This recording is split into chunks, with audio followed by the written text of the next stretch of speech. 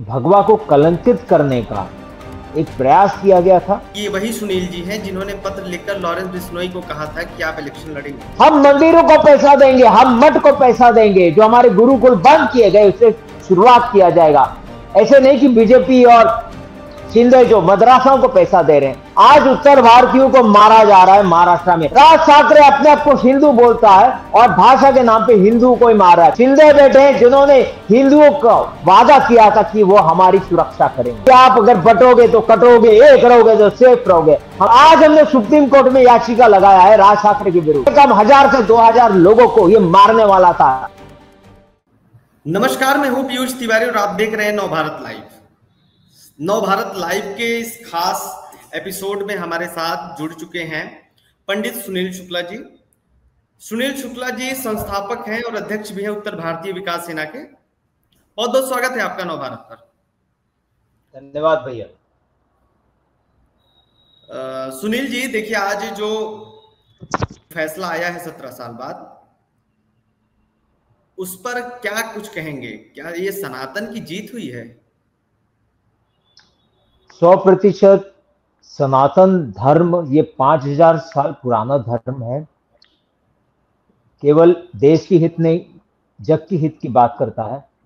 और जो जीत हुई, हम मानते हैं कि जो हमारे पर भगवा आतंकवादी ऐसा नाम रखा गया था, दुर्भाग्य है कि जो भगवा देश को संगठित करता है, छत्रपति शिवाजी महाराज जो देश को संगठित करने में उन्होंने अपना जीवन दे दिया, आज उसी भगवा चीज को उस समय मैं मानूंगा, आज तो हमें जीत मिली है, लेकिन उस समय जब शब्द यूज होता था कि भगवा आतंकवादी, स्वामी विवेकानंद जी भी भगवा चोला थे, छत्रपति शिवाजी महाराज भी है, दयानंद शास्त्री जी वो भी भगवा चोला पहनते हैं। हम लगभग हर एक व्यक्ति जो हिंदू है, सनातनी है, इस चीज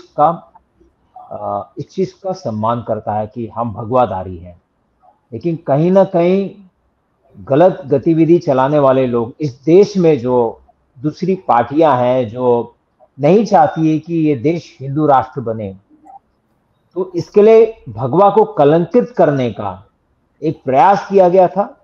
मैं बोलता हूं खुलकर, कांग्रेस की सत्ताधारी उस समय पार्टी थी और कहीं ना कहीं हमारे लोगों को एक तरीके से खत्म करने की कोशिश थी। और जहां तक सनातनी है, हिंदू लोग हैं, हम कहीं आतंक नहीं फैलाते हैं। हम लोग देश की सेवा में विश्वास करते हैं, हम लोगों के हित में काम करने का प्रयास करते हैं। लेकिन कोई ना कोई कारण हमारे लोगों को संगठित ना हो, हमारे लोग यहाँ पर एक साथ खड़े ना हो, हमारे लोग यहाँ पर हिंदू राष्ट्र ना बना पाए, इसकी साजिश रची गई थी। और आज मैं समझता हूं जितने 7 लोगों को छोड़ा गया है, पहली बात है जो उनको तकलीफ जेलों में और प्रशासन के द्वारा उस समय जब हुआ था, हम समझते हैं कि कहीं ना कहीं ये हिंदुओं को खत्म करने का, एक सनातनी विचारधारा खत्म करने का एक प्रयास था। देखिए, जिस प्रकार से भी पहलगाम अटैक भी आपने देखा और उसके पहले ये जो ब्लास्ट का कांड है और भी सारी चीजें, आपने बोला कि भगवा को जो बदनाम करने की साजिश रखी गई, मलेगांव ब्लास्ट का जो ये हुआ था। लेकिन साफ तौर पे अगर एक बात देखा जाए तो भगवा, रावण जब सीता मां का हरण करने गया था तो भी वो साधु के रूप में गया था। कई ऐसे एग्जाम्पल्स हैं। कहीं कहीं भगवे के चोले में कुछ लोग आ जाते हैं, लेकिन साफ तौर पे क्या ये किसी पार्टी द्वारा कही की गई थी ये सारी चीजें? और 17 साल तक अगर हमको लड़ना पड़ा तो ये कैसी हमारी जीत हुई? दुर्भाग्य इस देश का, देश की नींव जो सनातनी विचारधारा का एक सोच विचार जो हिंदू लेके चलता है, पूरे विश्व में एक ही देश है जिसको हम हिंदू देश मान सकते हैं, सनातनी देश है, वो है हिंदुस्तान। और कहीं ना कहीं कांग्रेस उस समय सेक्युलर पार्टी जितनी भी थी, कम्युनिस्ट पार्टी थी, ये सब चाहते हैं कि जो एक विचारधारा जो लोगों को संगठित करता है, एक साथ बांटता नहीं, एक साथ ले आता है, उस विचारधारा को खत्म किया जाए। तो बहुत लोगों के जहन में लोग ने डालने की कोशिश की कि जो साधु संत होते हैं, जो भगवा पहनने वाले होते हैं, ये कहीं ना कहीं आतंकवादी है, डकैत लोग होते हैं, खूनी लोग होते हैं। ये हमारे भावना पर चोट, हमारे संस्कृति पर तो चोट लगाने की पूरी प्रयास है। ये चीज तो साफ है कि हर भगवा पहनने वाला संत नहीं होता, और जो डकैत, जो माफिया, जो आतंकवादी है, वो कभी हिंदू संत नहीं होता, वो कभी धार्मिक नहीं होता। ये चीजें तो साफ है, लेकिन अब कोई किसी वस्त्र ग्रहण करने से वो चीज नहीं बन जाता। आपके बारे में एक चीज और दर्शकों को हम बताएंगे कि ये वही सुनील जी हैं जिन्होंने पत्र लिखकर लॉरेंस बिश्नोई को कहा था कि आप इलेक्शन लड़ेंगे, ये जो आह्वान किया था। सुनील जी, आपकी राजनीतिक पार्टी है, क्या अगर आपकी ये पार्टी सत्ता में कभी आएगी तो संत साधुओं के लिए क्या चीजें आपके तरफ से किया जाएगा? कुछ दुर्भाग्य है महाराष्ट्र राज्य का, मैं बोलूंगा यहाँ पर जो सत्ताधारी पार्टी है बीजेपी है, उनके साथ शिंदे गठ है। लोकसभा के चुनाव के 4 महीने पहले किस तरह मदरसाओं को 10 लाख रुपया आवंटन किया गया जाकिर हुसैन मदरसा मॉडर्नाइजेशन स्कीम के द्वारा। यह स्कीम 2013 में सोनिया गांधी ने मुसलमानों का तुष्टीकरण के लिए यह स्कीम वापरा था। 10 साल के बाद अगर किसी ने वापरा है, वो महाराष्ट्र की बीजेपी और शिंदे शासन सरकार ने की। सोचिए, मदरसाओं को 10 लाख रुपया, कोई मदरसा के लोग उनके पास नहीं गए पैसे मांगने, हर एक मदरसाओं को 10-10 लाख दिया गया। जो जगह जो मदरसा बना है बहुत अवैध जमीनों पे बना हुआ है, इनको पैसा दिया गया। विधानसभा के चुनाव के पहले 1 महीना पहले हर एक मौलानाओं का वेतन बढ़ा के 6,000 से 16,000 किया गया। ये जो स्कीम था, Maulana Azad minority finance development corporation जो स्कीम था, ये माइनॉरिटी के लिए है, केवल मुसलमानों के लिए नहीं। इसमें सिख समुदाय है, इसमें पारसी है, जैन है, इनको नहीं दिया गया, लेकिन मौलानाओं को दिया गया। तो मैं समझता हूं कहीं ना कहीं तुष्टीकरण हो रहा है। हमारी पार्टी उत्तर भारतीय विकास सेना, खुलकर हम बोलते हैं हम सनातनी पार्टी है। हमारी विचारधारा स्पष्ट है, जो हिंदू हित की बात करेगा वही हिंदुस्तान पे राज करेगा। आज मेरे पंडित पुजारी जो बेचारे मंदिर में पूजा पाठ करते हैं, जो मंदिर का रख रखाव करते हैं, देवी का, भगवान का आराधना करते हैं, उसके लिए 1 रुपया नहीं, 1 फुटी कौड़ी नहीं। सोचिए, उसके जो दक्षिणा आपने चढ़ा दिया, जो अनाज आपने दे दिया, उसे कच्चा अनाज दे दिया, वही पका के वो खाता है। हमारी पार्टी उत्तर भारतीय विकास सेना खुलकर बोलती है, हमारी सत्ता महानगर पालिका के लिए हम मांग रहे हैं, जो 4 महीने में चुनाव है, हर एक उत्तर भारतीय संगठित होइए। हम मंदिरों को पैसा देंगे, हम मठ को पैसा देंगे, जो हमारे गुरुकुल बंद किए गए उससे शुरुआत किया जाएगा। ऐसे नहीं कि बीजेपी और शिंदे जो मदरसाओं को पैसा दे रहे हैं, हमारे लोगों को भी पैसे मिलेगा। हमारे पंडित पुजारी भट्ट जो हैं, उनको भी पैसा दिया जाएगा। हम सत्ता में आ रहे हैं समाज का उद्धार करने के लिए। आज उत्तर भारतीयों को मारा जा रहा है महाराष्ट्र में, एक हिंदू को मार रहा है। राज ठाकरे अपने आप को हिंदू बोलता है और भाषा के नाम पे हिंदू को ही मार रहा है, किसी मुसलमान पर आज तक हाथ नहीं उठाया। जो मटन चिकन बेचते हैं वो पूरे के पूरे कुरैशी होते हैं, वो उत्तर भारतीय लेकिन मुसलमान है, लेकिन वहां पर जाके उन्होंने कभी आवाज नहीं उठाई कि मराठी में बात किया। पंचर वाले जो है 100% मेरे मुसलमान भाई लोग हैं, उनको जाके पूछते नहीं है कि तू मराठी में बात कर।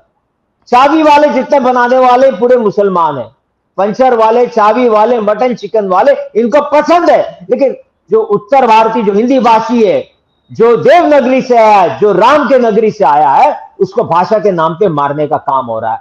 और दुर्भाग्य है इस राज्य का कि जहां पर महाराष्ट्र शासन बैठा है बीजेपी, शिंदे बैठे हैं, जिन्होंने हिंदुओं को वादा किया था कि वो हमारी सुरक्षा करेंगे। इन्होंने वादा किया था हर एक हिंदू को संगठित करेंगे। इन्होंने शब्द यूज किया था कि आप अगर बटोगे तो कटोगे, एक रहोगे तो सेफ रहोगे। हम तो सेफ रहना चाहते हैं, लेकिन यहां पर जब उत्तर भारतीयों को जब मारा जा रहा है राज ठाकरे के द्वारा या उद्धव के द्वारा, कोई भी बचाने नहीं आ रहा है। केवल उत्तर भारतीय विकास सेना के लोग, प्रत्याशी हमारे जो भी चुनाव में आएंगे, जो उतरेंगे, उनको हर एक उत्तर भारतीय को वोट देना अनिवार्य है। अगर सुरक्षा को सुनिश्चित करना है कि आपके बच्चों पर कोई हाथ ना उठाए, व्यवस्था में भेजना होगा उत्तर भारतीय विकास सेना के प्रत्याशी को, अन्यथा हमारे परिवार यहां सुरक्षित नहीं रह पाएंगे, हमारे बच्चे यहां सुरक्षित नहीं रह पाएंगे। जो आज हमने सुप्रीम कोर्ट में याचिका लगाया है राज ठाकरे के विरुद्ध, कम से कम 1000 से 2000 लोगों को यह मारने वाला था, आज याचिका लगाने के बाद इसने अपना कदम पीछे लिया है। ये बोलता है कि मारो लेकिन वीडियो मत बनाओ, ये डर उसमें आ गया है। लेकिन ये डर कब तक कायम रहेगा? जब तक हमारे लोग संगठित होकर ताकत नहीं देते अपने समाज को, तब तक हमारा डर नहीं जाएगा। आज सुनील शुक्ला खड़ा है, मैं चाहता हूं 1000 सुनील शुक्ला हर एक जिला में आ जाए, मजाल की कोई हिंदू हिंदू पर हाथ उठाएगा। आज सत्ताधारी पार्टी तमाशाई बनते देख रही है। मेरा हिंदू बेचारा उत्तर भारतीय भाषा के नाम पे पीड़ित है, वो मार खा रहा है, उसके पिताजी को मारा जा रहा है, किसी के बेटे को मारा जा रहा है, किसी के चाचा को मारा जा रहा है, किसी के पति को मारा जा रहा है। ये दर्द कोई नहीं देख पा रहा है। ये व्यक्ति को नहीं मारे, एक समाज को मार मिल रहा है। और मैं समझता हूं उत्तर भारतीय विकास सेना केवल एक विकल्प है। हमारी जनसंख्या यहां पर अधिक बन गई है, हमारी जनसंख्या इतनी है कि हम एक ताकत को संगठित करके राजनीतिक रूप में हमारे समाज को राजनीतिक बल दे सकते हैं। जहां पे हम सामाजिक और आर्थिक न्याय दे सकते हैं, वो केवल एक राजनीतिक मंच से हो सकता है। सुनील शुक्ला जी, एक आखिरी सवाल हमारा आपसे रहेगा कि देखिए, बीजेपी हिंदुत्व की राजनीति करती है। आप भी, मैंने आपके बारे में पढ़ा तो ऐसा मुझे पता चला कि आपकी जो पार्टी हो वो एकमात्र विश्व की हिंदू की पार्टी है, हिंदू की विचारधारा पे। लेकिन साफ तौर पर जब आप सनातनी पार्टी, माफ करिए, लेकिन जब आप चुनाव में आते हैं, राजनीति में आते हैं, तो टकराव आपसे आपका बीजेपी से होगा। एक तरफ बीजेपी हिंदुत्व की राजनीति करिए, दूसरी तरफ आप।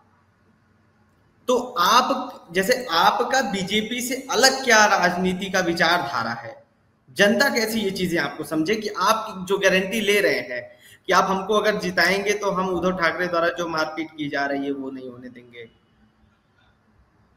पहली बात है, उत्तर भारतीय विकास सेना का जन्म ही नहीं होना चाहिए था। जब हम एक हिंदू पार्टी को वोट देते हैं, ये सोचकर देते हैं कि ये भेदभाव नहीं करेगा भाषा के नाम पे, जो मार रहा है वो 1.25% की पार्टी है, केवल 1.25% की पार्टी। लेकिन हमने जिसको साथ दिया, जिसको वोट दिया, वो था भारतीय जनता पार्टी। आज मारते समय पर कोई आवाज उठा रहा है क्या? कोई बचाव में आ रहा है? सुनील शुक्ला को याचिका क्यों लगाना पड़ा? मैं ये सोचा नहीं कि मेरा समाज मेरे साथ आ रहा है। मैं समझता हूं कि इतने बड़े समाज में अगर कोई घातक तरीके से मार रहा है तो उसको रोकने के लिए किसी ना किसी को खड़ा होना पड़ेगा। आज अगर बीजेपी हमारा साथ देती, हमारे को बचाती थी, तो पार्टी का जन्म होना ही नहीं चाहिए था। बीजेपी अपने आप को हिंदू पार्टी बोल भी नहीं सकती है। आज इनके पार्टी में कांग्रेस से छूटे हुए लोग उनके पास जुड़ रहे हैं। आज मदरसाओं को पैसा दिया जा रहा है 10-10 लाख, किसी मंदिर, किसी मठ को 1 रुपया नहीं दिया। ये महाराष्ट्र राज्य ने आज तक 1 रुपया नहीं दिया। मौलानाओं को 16,000 दिया इन्होंने। अगर ये हिंदू है तो किसी पंडित पुजारी को पैसा आज तक क्यों नहीं दिया? अगर ये मुसलमान परस्त पार्टी है, ये खुलकर व्यापार करने के लिए आती है, ये केवल उत्तर भारतीय को वापरना चाहती है। सोचिए, मुंबई महानगर पालिका जहां 227 सीट है, जहां पर आबादी 2 करोड़ 20 लाख है, जहां 1 करोड़ उत्तर भारतीय, 1 करोड़ मराठी है। हमारी जनसंख्या यहां मराठियों से ज्यादा है 32%। 32% होने के बावजूद केवल 12 कॉर्पोरेटर 5 पार्टी दे पाई। और जहां पर मराठी समाज केवल 30% है, 191 इतने कॉर्पोरेटर उनके पास है। हमारे साथ भेदभाव होता है, हमारे लोगों को सेल में डाल के रखा जाता है, हमारे लोगों को केवल वापरा जाता है। 12 कॉर्पोरेटर 32% आबादी और 30% आबादी वाला 191 कॉर्पोरेटर लेके बैठा है। गुजराती समाज 15% है, उनके पास 23 कॉर्पोरेटर है। यही अपने लोग का आंख खुल जाना चाहिए कि आपकी जनसंख्या अधिक होने के बावजूद आप राजनीतिक तौर पे बौना है। आप लोग को तुच्छ पोष दिया है, सेल में डाल के रखा है। उत्तर भारतीय विकास सेना मात्र एक पक्ष है जहां मेरे सनातनी हिंदुओं को, मैं बोलता हूं हिंदू शब्द, मैं यहां पर केवल उत्तर भारतीय नहीं, मराठी लोग भी हमारे पार्टी में पद ले रहे हैं। हमारे महाराष्ट्र के जो महासचिव है उनका नाम है हेमंत माटवंकर। पवार लोग जुड़ रहे हैं, हमारे यहां से अनेक मराठी भाई लोग जुड़ रहे हैं, क्योंकि वो जानते हैं कि सनातनियों के लिए अगर कोई है वो है उत्तर भारतीय विकास सेना। मतलब उत्तर भारतीय में जो है ये जो आपका पार्टी, इसमें मराठी भी सपोर्ट कर रहे हैं, साफ तौर पे 100%। अगर कोई हिंदू सनातनी विचारधारा लेके चलते है, कोई भी चल रहा है, वो है केवल उत्तर भारतीय विकास सेना। बीजेपी को आप हिंदू पार्टी बोल ही नहीं सकते हो। जो मदरसाओं को पैसा दे, जो मौलानाओं को पैसा दे, मंदिरों को पैसा ना दे, कोई पुजारी को पैसा ना दे, वो हिंदू पार्टी हो ही नहीं सकती महाराष्ट्र में। वो हिंदू पार्टी हो ही नहीं सकती। जी ठीक है, तो सुनील जी बहुत बहुत धन्यवाद, आपने हमारे साथ ये जो समय साझा किया। लेकिन धन्यवाद पीयूष भैया। ये जो मालेगांव केस में आए फैसले ने एक बार वापस से कई सवाल खड़े किए हैं। क्या न्याय हुआ या राजनीतिक कहानी गढ़ी गई? सनातन की प्रतिष्ठा की बात करें और भगवा के सम्मान की और देश की न्याय व्यवस्था की, तो इन सब पर अब जनता की अदालत का फैसला आना बाकी है। लेकिन आगे क्या होगा ये तो वक्त बताएगा। फिलहाल बने रहिए नवभारत साथ, देश और दुनिया की बड़ी बड़ी खबरें देखने के लिए। बहुत बहुत धन्यवाद सुनील जी। धन्यवाद।